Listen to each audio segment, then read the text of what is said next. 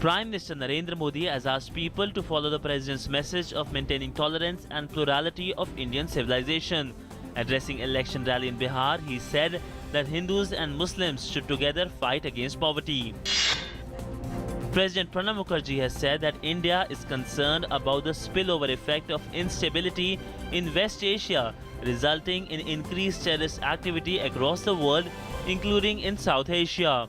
He was replying to written questions from the Jordan Times on the eve of his visit to Jordan, Palestine and Israel from October 10 to 15, 2015. Prime Minister Narendra Modi addressed a number of rallies in Bihar today. Addressing an election rally, Prime Minister Narendra Modi said that election is a fight between Jangal Raj and Vikas Raj. In Begusarai, Prime Minister said people of Bihar have decided to bring in NDA government. Campaigning will end on 5 p.m. on October 10th. India today said that there was no blockade by India on Nepal, either official or unofficial. India said that all border posts must remain open and there are long lines of trucks and containers waiting to enter Nepal. The 83rd Air Force Day is being celebrated today.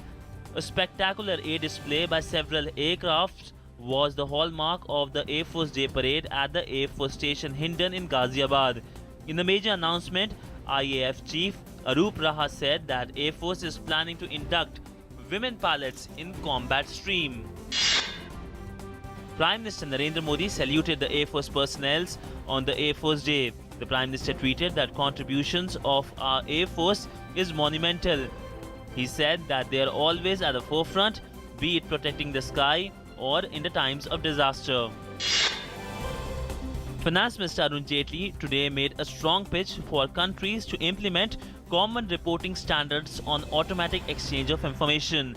The Finance Minister's intervention during the 49th Annual Commonwealth Finance Ministers meeting in Peru welcomed the efforts of OECD in areas of automatic exchange of information, which have important implications for Commonwealth nations.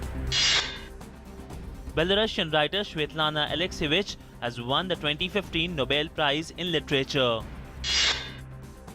The death toll of Indians in the Hajj stampede has risen to 81. Many Indians are still missing after last month's tragedy. Supreme Court will hear the matter of pollution surcharge on commercial vehicles tomorrow, as the Chief Justice of India wanted to go through the NGT order that was passed yesterday. NGT in its order imposed surcharge of 500 to 1000 rupees on every truck entering Delhi. The Supreme Court has issued notice to Delhi, central government and Delhi police on behalf of infants seeking ban on crackers. Replies to be filed within a week.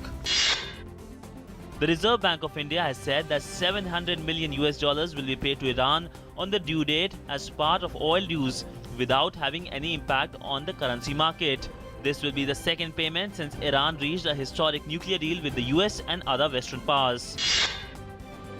In a big relief to telecom major Vodafone India, the Bombay High Court has set aside an order of the Income Tax Appellate Tribunal, which had ruled that the IT department had powers to raise tax demand on the company in the 8,500 crore rupees transfer pricing case. The transfer pricing case dates back to 2008, relating to sale of one of its call centers in Ahmedabad in 2007. The markets ended in red today. Strong selling pressure was seen in banking stocks, with ICICI Bank, Axis Bank, Yes Bank and HDFC Bank down by between 1 to 1.5%. Some profit taking was seen in oil and gas stocks. Gold retreated from 1 month high by falling 200 rupees to trade at 26,650 rupees per 10 grams at the bullion market today, largely in tandem with weak global cues and fall in demand from jewelers.